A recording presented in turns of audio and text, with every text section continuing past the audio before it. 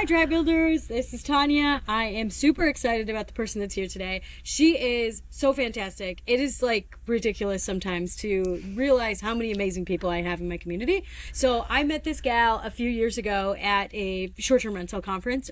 We actually aren't really sure which one, but I know that it's because of a gal named Stacey Race, who is a hospitable host in book 1. And she already knew this gal, and she started talking about her and just said how great she is. And then all of a sudden, Rose came into my life like a bat out of hell, kind of in a way, because now every time I see her, it's just so wonderful. It's so amazing to be part of this kind of community because there's people like Rose in this. And yeah, without further ado, Rose Tipka, hi, how are you? Hey Tanya, thanks for having me on the podcast. Great to be here today. Yeah, so can you tell my people what makes you awesome? What are you known Awesome. for? So, well, my name is Rose, and I am the owner behind Your Family's Place. We own and manage about $5 million worth of vacation rentals right outside of boring Ohio's Amish country. But the most important thing about me, beyond that, is I am actually a homeschooling mom of 6 kids. Now, I don't wear denim jumpers, and I don't make sourdough, sorry, but I am first and foremost a mom, and having so many kids had taught me a lot about what it means to travel with your family. And so that was really the foundation for Your Family's Place. We wanted to build big enough homes that our own family could fit in there, but have enough, fun activities and all of that kind of stuff that families that are bigger sized or multi-generational families would all have room together. I also have a page called Hosting and the Motherhood where I share more like hosting content and how I do it all, because I do it all, running a business and raising amazing humans. I tell my children I am not raising kids, I am raising responsible adults. And so that's who I am. I'm Rose. That's so amazing. There's so many things there. I always forget, honestly, I forget that you have 6 children. Every time I remember it, I'm like, how the heck does she do all of this shit? I cannot, like, I see all the stuff that you do, and I only see, like, my portion of, like, seeing you through social media or talking to you on different groups. So the fact that you do this all with 6 kids, and, like, you still you homeschool right now, right? Yes. Yes. So my oldest is 15 and is a sophomore in high school, and my youngest is 4 and is in the first year of preschool. So I'm still definitely like in the thick of parenting, and I'm in the thick of homeschooling. But it's one of the things I just love about this industry is that I can set my priorities, that being the mom, being the teacher, and putting my family first, while also running a badass company that takes care. We took care of almost 2,500 guests last year. And Wow. I've built that from nothing. My husband and I now work on the company together. It supports our family, and we have a staff of about 11 people. And so there's folks that rely on me. Wow, that's so cool. God, I love business. It's so, so fun to see this. And I really love that you kind of talked about why you do the stuff that you do, like the background of like, well, you guys are a family of 8, like you need space to have 8. And that's kind of similar to some of the stories of why I did my short-term rentals. I was just sick of not having good places to have girls' weekends. I was like, I want a house that I can have 14 people in and it's not a problem. And that's seriously some of that. We have houses that can fit 14 to 16 people, and it's all because of that. So I love that that's kind of your background, is you're like, well, we do this. Why shouldn't we do this for other people? It's awesome. Can you tell me, so you have your own community of awesome humans, but you're part of a couple of communities. Do you want to kind of talk about how that stuff happened? Absolutely. So one of the most important communities that I'm a part of, and you're a part of too, is we're both hospitable hosts. And I like to remind everybody that we are 130 of the absolute best hosts around the world. And I say that with a high degree of confidence. These are some really awesome human beings who are really putting the human touch and the hospitality back into the Airbnb and short-term rental industry. So it's not just the United States. We have hosts all around the world. We have really big name people, and then we have everyday hosts that know how to empty a hot tub like a badass. And that's the real great thing about the industry, is that there are everyday hosts who are on the ground doing the jobs day in and day out.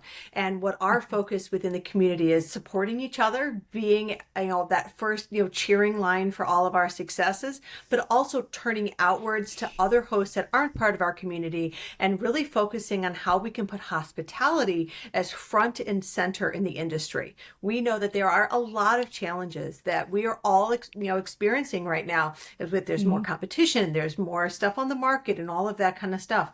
And we really believe that the future of hospitality is actually the past, and that's hospitality. Airbnb is great and it's the new thing right now, but taking care of the actual people in your actual homes, that has never gone out of style, and we are ready to bring that back to front and center in the industry. Yeah, that's awesome. I really do think it's such a neat group of humans to be a part of, because to be qualified to be a hospitable host is truly, you have to have good reviews. Like, you can't just be a 2-star host or a 3-star host.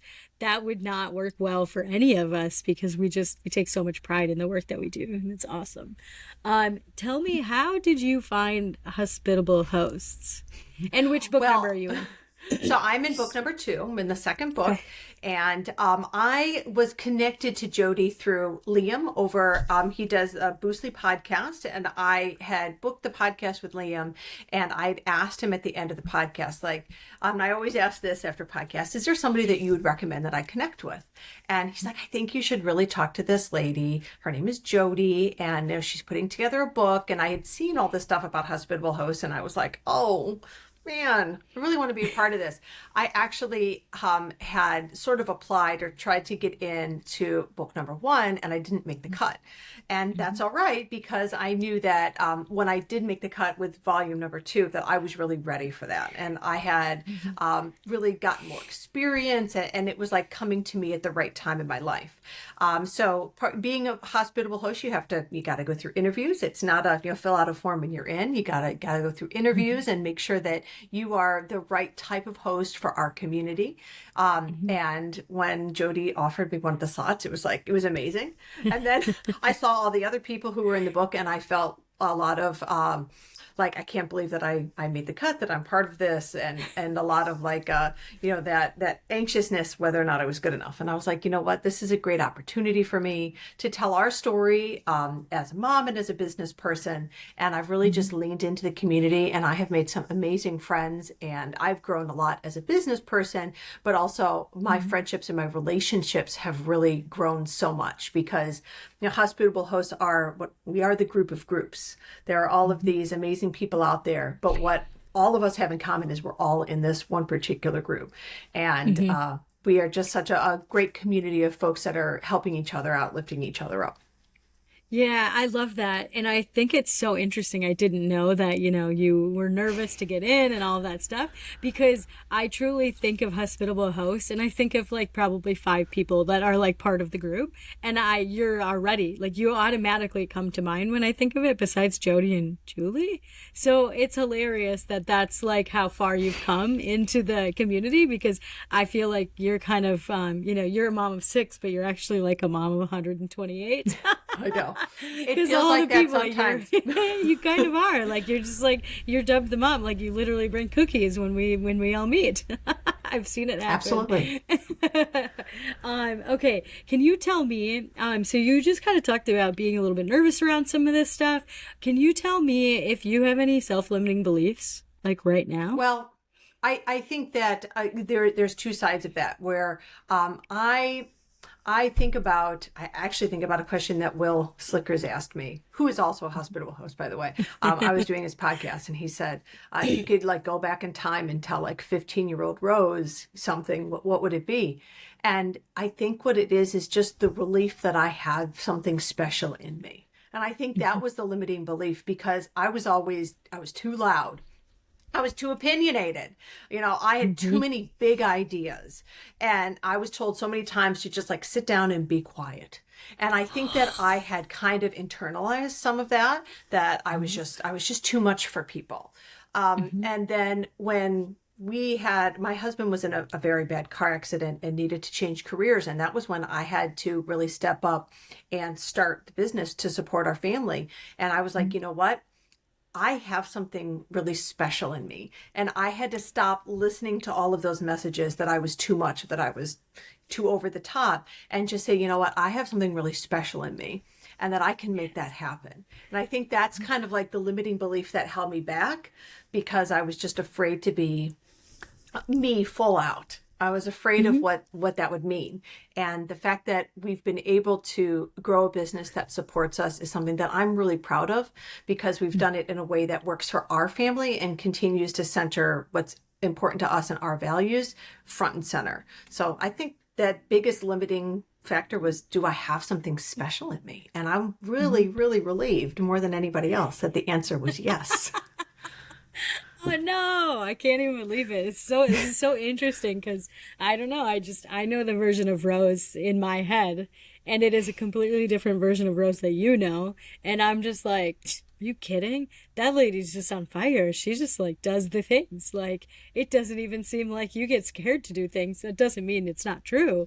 But I mean, you like, I like. Can you tell everybody like how you got on TV? Oh yes. So I'm persistent. Actually, I have been accused of being persistent in not the nicest way possible. But I ended up, just kind of pitching myself to all the different TV networks, because we are located in Ohio and most of our guests are driving in from the Cleveland metropolitan area. And I was digging around at different metrics about what my ideal guests, what other media they consume. And a lot of them were consuming like morning TV shows. And so I just started sending out messages to producers at the Yes. local TV show, at one of the Cleveland morning shows. Well, then a content creator that I had worked with, I like to work with content creators to promote my business. He has a huge follower count. He has dogs and people love dog content. And he was doing some dog segments for them. And I'm like, I have an in now. So I reached out to him and said, hey, can you connect me with your producer? Because I want to get a segment. And he, just like I do when people want to get on podcasts, he connected me, boom, they booked me. And I showed up and I did a segment on the top tips for booking your family vacation for that year. And that really got me a lot of attention, not only from reservations, but within the industry, Hmm. because I'm there to show up. I'm there to say good things about our industry, and yeah, I'm getting on TV to do it because everybody loves a good family vacation. I love this so much because you just like have you took the outline of what people have done or have told us to do, and you have actually done it. Like tons of people have this whole list of things that they should do as a business owner, like how to get their name out there, like marketing, like all of these things. And you like actually have in a way pounded pavement in a way that I've never done. Like you've been on TV, and I think that's so cool because you keep going, and it's incredible. So, Yeah, you're never going to can, get to yes if you don't ask the question. And so and no. as a mother, my children are very used to saying no to me. So hearing no and getting pushback is like 90% of my life as a mother. And so I have like this immunity to somebody saying no. And so that's something that like gives me this ability to just kind of like plow ahead until I can Hmm. get to the yes. And getting to a yes can be hard. And a lot of times we all just see the final yes, but we don't see the Hmm. 99 no's or the 99 unanswered emails. We don't see those. We only see the one that said Hmm. yes. But you only need one. You only need one. And then you trade it on to whatever that next thing is. And that takes a level of persistence that is hard to sustain over a long period of time. Hmm. Yeah, no, absolutely. That's getting to yes can be a really, really tough thing for a lot of people.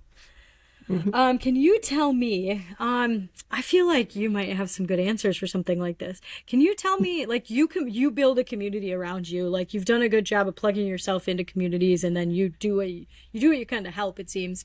Can you tell me about any relationships that have really surprised you that you're like, whoa, the stuff that, like, you didn't expect to get anything out of the relationship except for maybe a friendship, but you've gotten Mhm. something that completely flourished. Can you recall anything like that?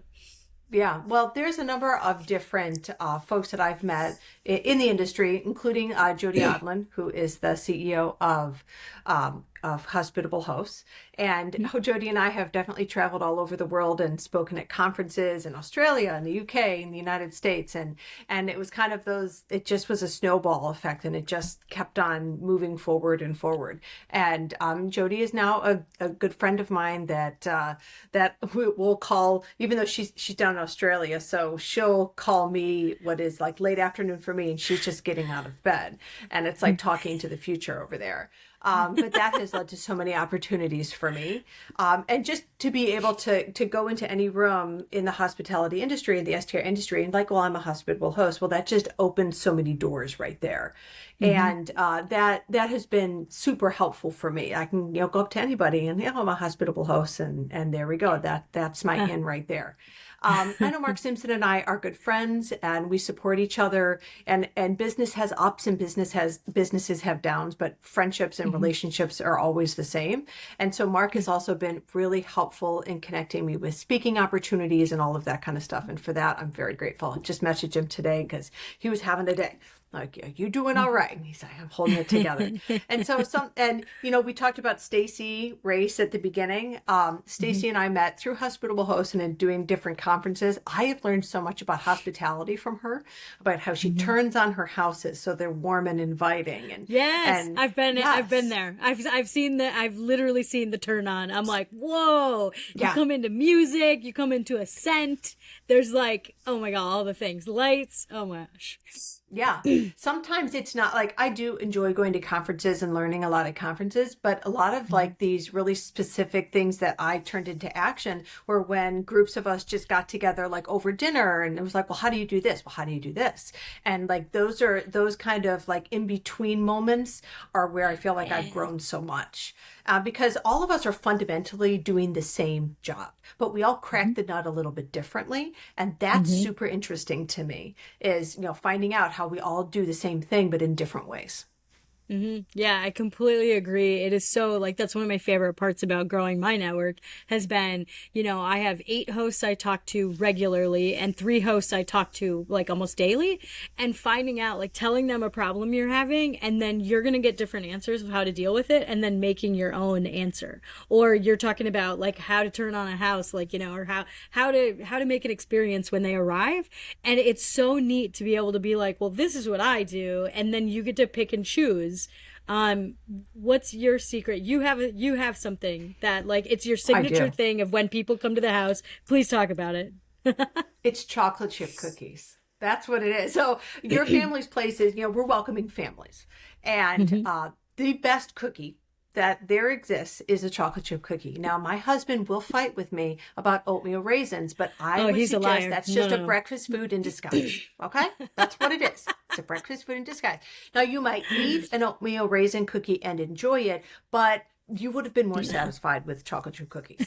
So back before we started the company, I actually entered my chocolate chip cookies in the county fair and won first place. So when I say they're good, that's not just me. It was the county fair that said it was good. They're award-winning chocolate chip cookies. They are number 1 at the county fair, good chocolate chip cookies. And so what I do is I have a big commercial mixer, and I'll make like 10 batches of cookies all at once, and I scoop them with a large size ice cream scooper and freeze them. And then we'll go back and we'll vacuum seal them into 12 packs. So on the morning of check-in, we'll grab one of those frozen packets of cookies and we'll bake them fresh and put them in a cute little like bakery box with some branded things about reminding people to book direct. And we leave them there at the properties for our guests. And these cookies, first of all, they're large. They're not as big as my face, but they're big because I think a bigger cookie is superior to a smaller cookie. Yeah. And they're thick too. Yeah, I've had one. It's a good cookie. It's a good cookie. And so our guests they have such a strong reaction to these cookies. They love them. They message me like, where did you buy them? How do I get more? And I say, I'm really sorry. The only way you get one is when you stay with us. Like you can't buy them anywhere. And so that has really become a signature of our company, are these amazing chocolate chip cookies. And I'd like to think that that has something to do with the fact that 40% of our guests rebook immediately for next year. So we are the chocolate chip cookie vacation rental. I love that so much. It's actually one of my favorite parts of like thinking about some of the most hospitable people I know is like what kinds of things they do. And that's, like it's just special touches like that really, they make hosting worth doing, that's the reason that we're hospitable hosts. Like we like to do these random things, and that's so awesome. I love it. Can you tell me, if somebody was trying to build their business friend network, so I call it my hosting besties, what would you tell people to do? Like what are 2 easy ways that somebody could just like do this in the next 30 days? find a Yeah, new business friend. I think going to conferences is really helpful for finding your group of people. And I Yeah. highly recommend doing that. And I highly recommend folks join us at the Hospitable Host Summit Conference because that's where the best of us are all going to be. But being able to meet people in person and just like, who are you vibing with? Who has, similar hosting values to you? I think that's a good way of doing it. But also, you don't want too many people that are like you. It's good to have a diverse group of folks that can offer you feedback from different perspectives. Like I was recently reading a really good book called Likeable Badass, and she was saying how it's hard to look at yourself through your own binoculars. And so you need to have other people whose insight you value, who are interested in leveling you up, as part of your network. And a lot of us are really, we're high performers and we hold ourselves to a really high standard. And so having folks whose opinions that we actually value and matter to us is really great to have in that network. So finding people online is a great way to do it. But I also think conferences and different groups like that are really helpful with finding the right people that you are similar to, but also different from, so that you're not just in this hosting echo chamber. That is probably one of the best tips I've actually heard, because I concentrate on a lot of like, I like people. I like people to be like me.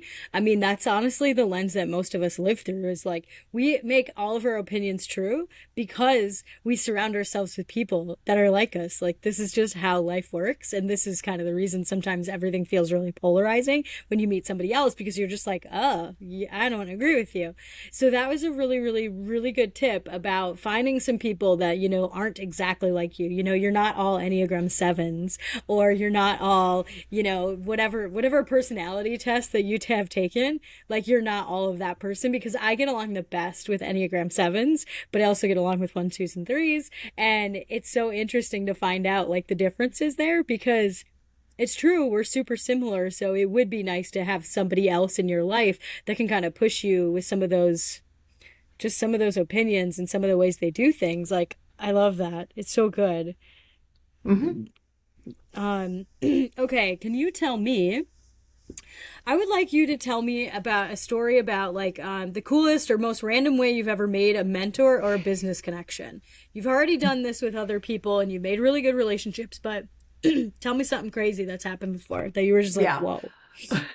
Well, I recorded a podcast with Gil Chan at Crafted Stays, and I'm not exactly sure how Gil came across me, if he saw some social media posts or something like that. And Gil reached out and asked me to be a guest on his podcast. And I'm like, absolutely, I'd be glad to do that. Like, first of all, it's amazing that someone's reaching out to me instead of having to do all that legwork, and because it's a lot of work to pitch yourself to podcasts.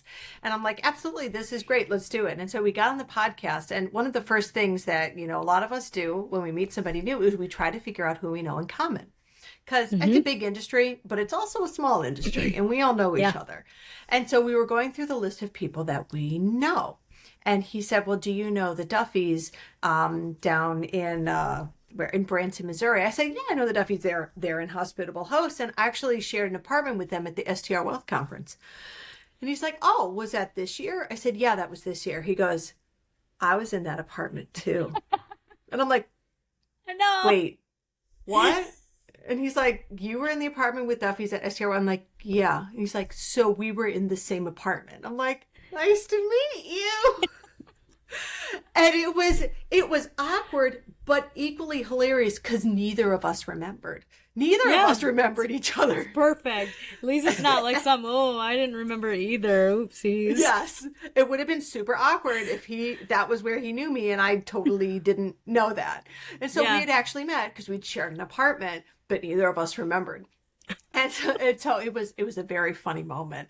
And that really like sealed our bond there. Like, we have a trauma bond together because we didn't remember each other. And There's kind of a lot going on at those conferences, for real. Like, it's a lot. Yeah.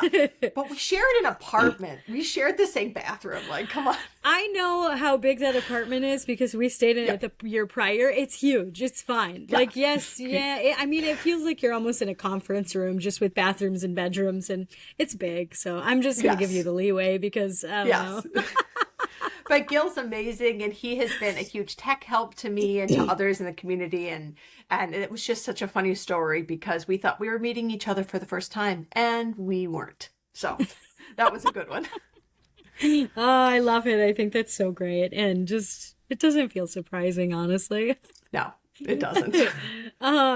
Okay, can you tell me a little bit of like what things have you enjoyed about being in the community? Like, has anything like been surprising that you've seen that it's like, oh my God, like I wouldn't have ever thought that would have happened because of this community? Because, and I'm talking about the hospitable host community because again, Yeah. like you're the mom of that community, or maybe you're like the aunt. I don't know. Like I know that I Jody call and Julie are myself the kind of the homeroom moms, but mom. I'm the homeroom there. mom. There we go. I'm the Okay, homeroom tell mom. me about it. Yes.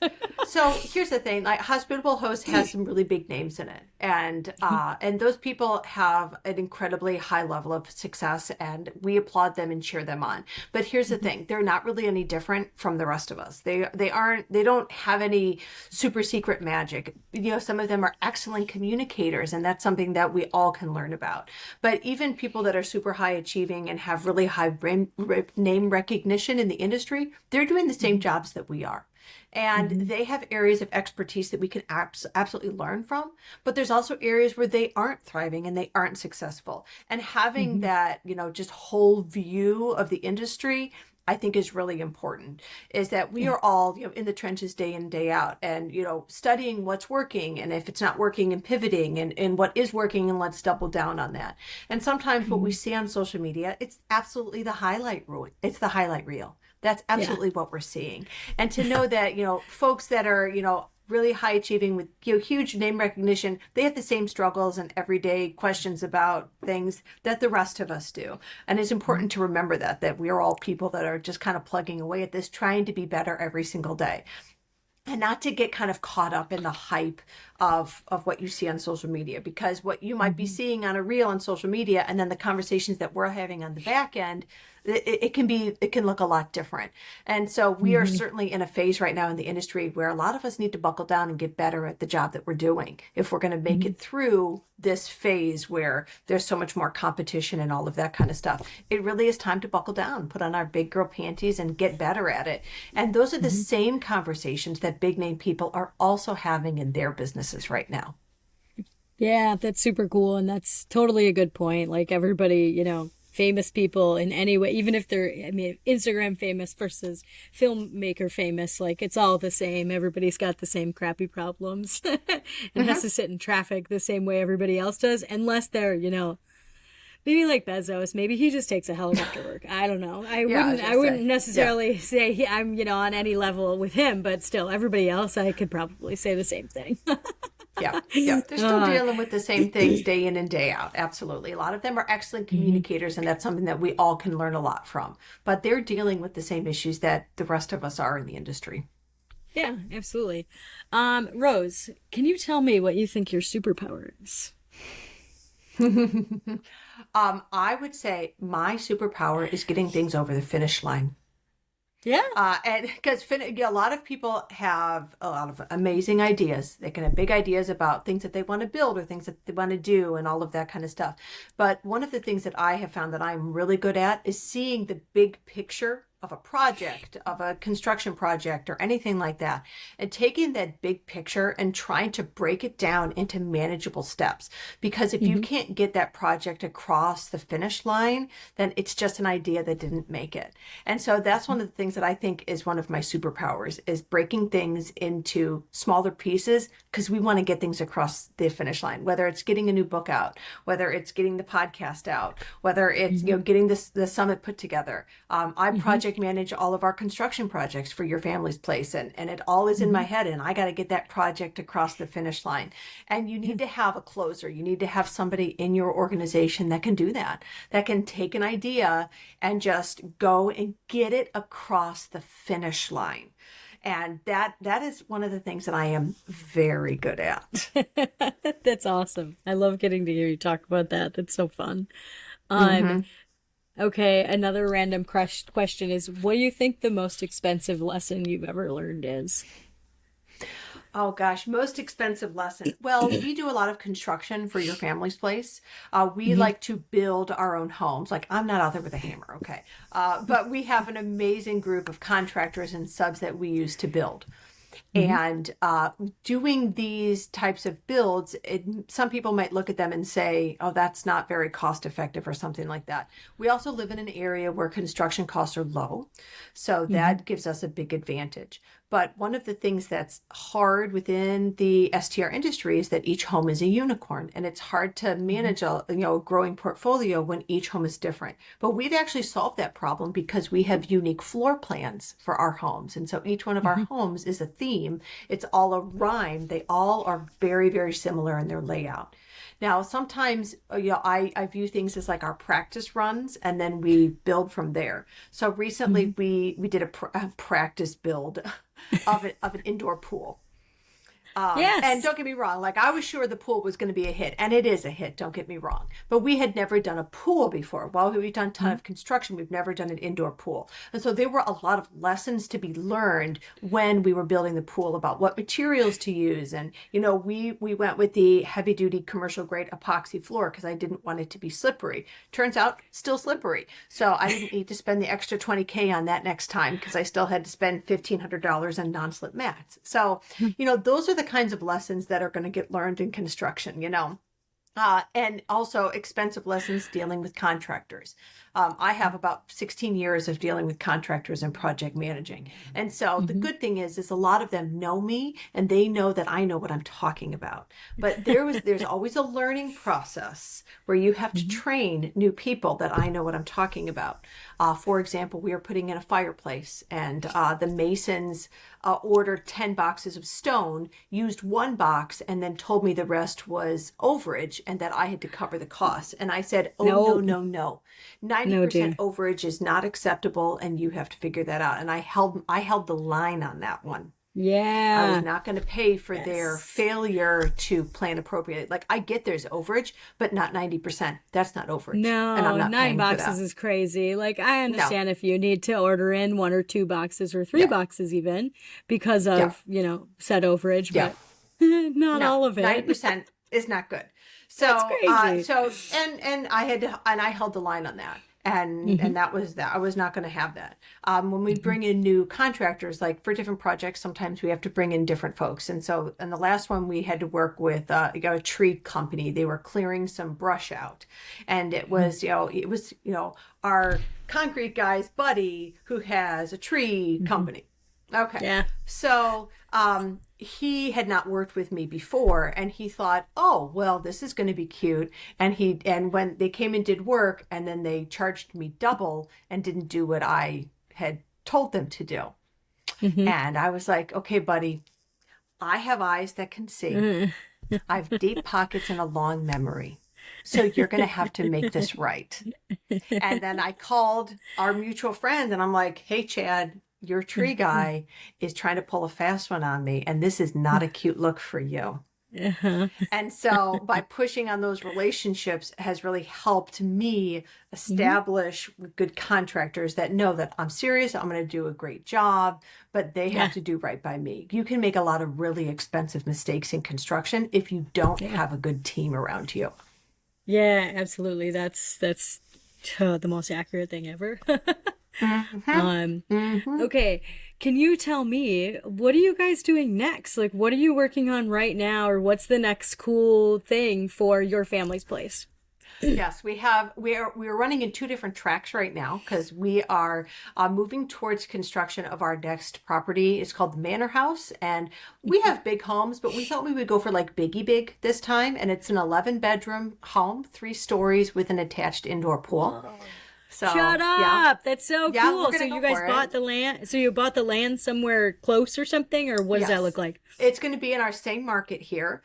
And so now what we have is different floor plans that are proprietary to us. We have a 4-bedroom, a 5-bedroom, and now an 11-bedroom that are proprietary to your family's place.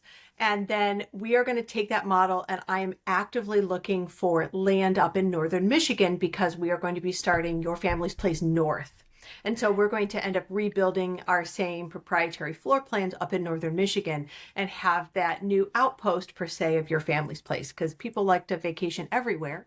I love northern Michigan. My family lives up there. And so I'm excited for us to grow into that market. It's about finding the right spot up there and then getting the ball rolling. So we see your family's place as more of a hospitality brand with a proprietary floor model, and then expanding that into different markets, because we want to focus on that guest experience. Because I mean, I don't want to work forever, Tanya. Come on, I want to retire here. And so I'm going to build a really great hospitality company that in the future I can monetize. Oh, that's cool. Awesome. I love hearing about that. And it's fun to see people that are really good at doing something and then yeah, you just stamp it and have your own little empire. Except yours doesn't feel very little. They're big. I love it. They're big homes. Okay. I would like you to tell me about some of the hospitable host stuff that's kind of coming up, because it sounds like there are some rumblings of, I don't know, I feel like 5 different things, but tell me about it anyways. Yes.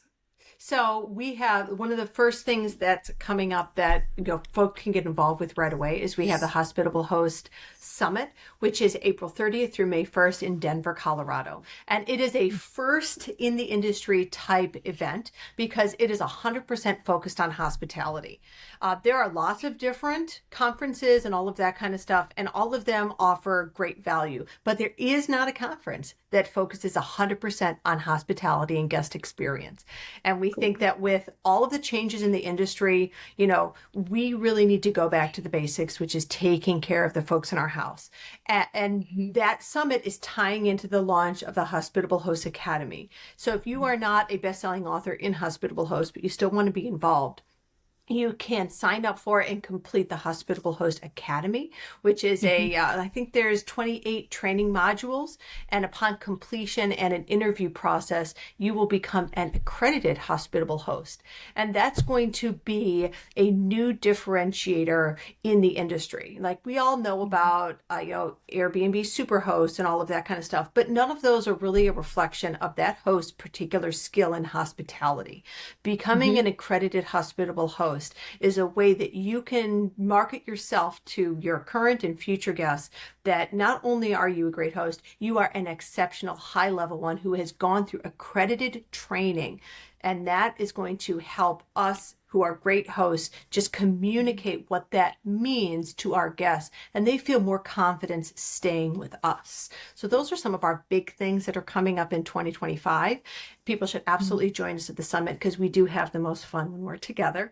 And if you're interested in learning about the accreditation course, that's going to be a really big differentiator going into 2025. Oh, that's awesome. I love that. Please tell me, is there anything right now that you're looking for? That I'm looking for? Well, I know that this is a conversation that the two of us have had. As one of the things that I know that I struggle with is my ability to, I don't want to say fundraise, but I know that winning the lottery is not a long-term solution for funding our company's growth, even though I like to say it. I say it in a joking way. And some of that is because of my husband's background in his previous career.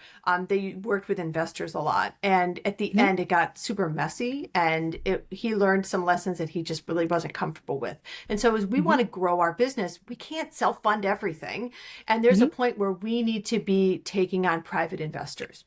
But we want to make sure that those folks are the right people for us because we really want to preserve the vision and what the brand is, because we think that there is a tremendous amount of value in that. And so that's one of the things that I'm working towards is how do we find the right folks that are going to be investing in your family's place in a way that I'm comfortable and they're comfortable. So it sounds like you could use some investors. Like if anybody's interested in putting their money somewhere on houses, they should look you up. Is that what's happening? Absolutely. So we're looking for the right people that are interested in not just investing in Airbnbs, but in a hospitality brand, because that's how we view ourselves. We view ourselves as a hospitality brand, and we are looking at, how do we build as much value and how do we, I'm not going to say we're going to compete with Marriott Homes and Villas, but we have a very specific niche of family vacations. And family vacation is the type of vacation that never, ever goes out of style. Like Hmm. A-frames are great. Everybody loves it, but that's fashionable right now. The family vacation is a forever thing. And so we think that that's a really bankable future for vacation rentals. Yeah, that's awesome. I think that's a really good way to put it. And that's honestly the reason I love real estate so much is there's like 10 different ways to make, well, actually, there's thousands of different ways to make money in real estate. But I mean, in short-term rentals, like you're right. There's people that love A-frames and they love tiny homes and they love all these unique builds. And you guys have your own version of what's unique to what you provide. Like I mean, you're right. Family vacations don't go out of style. People are always going to take them because they continue to have kids, and you should take Absolutely. them somewhere. Yes. Well, and family vacations are really hard to get right. And that's Hmm. where my secret mom powers really work. And once a family has a great experience and their kids have a great time and they start making those memories, they come back year after year. And Hmm. repeat guests are they're the real golden cow here. I mean, Yeah. that's what we really rely on. 40% of our guests are coming back year after year. And so once you take care of them, you show them that you're doing a great job. They'll stay with you. Mhm. And that's why we're excited about expanding to different locations so that, our group of amazing guests can travel to lots of different places and still have an amazing experience. Yeah, that's awesome. I feel like that's some of the best ways to do business is just to think about how they experience things. And I love the way that you do hospitality. It's freaking awesome and beautiful and oh, just so good. Thank All you. right, Rose, I really appreciate the time. Like, I think you're awesome. I love watching you just get into communities and just do your thing. Apparently you're the home mom or whatever you just called yourself. Yeah. It's funny because my kids are homeschooled. And so I said, like, I'm the homeroom mom of hospitable Yeah. hosts. And they're like, what's the homeroom mom? I'm like, you're homeschooled. You don't get Mhm. that. Yep. But it's all super true. Like I think the more that you put your best foot forward, like you're using your version of hospitality in a community that you're helping build and be a part of, and I think people notice it because I remember you coming around with the cookies and stuff like that. I've met you a handful of times, and every time I'm like, "Yep, this is like you want a warm hug from your homeschool mom. This is where you're gonna get one." There So it thank you is. for being There it that is. human. And thank you for hopping on with me today. I really appreciate the time and you're fucking awesome. And, where can people find you if they want to reach out? Absolutely. So please give us a follow over at your family's place. And also, if you're interested in more hosting content, I'm at Hosting in the Motherhood. And if you're not already following Hospitable Host, please do that. I manage that account and I put a lot of my humor stuff on there because I can be a little sassy sometimes. And so I put more of my sassy stuff on there. Yeah. I love that. You're just like straight laced on yours, but hospitable Oh, hosts, you can yes. kind of go that way, right? That's right. That's right. Be a little more Uh, sassy there. that's awesome. Well, I'm going to throw that stuff in the show notes. And if anybody ever wants to get connected with Rose, just reach out to me. She is a fantastic human to know, and everybody should know her. So thanks, everybody, Absolutely. for listening Thank today. you. And thanks, Rose. Thank you.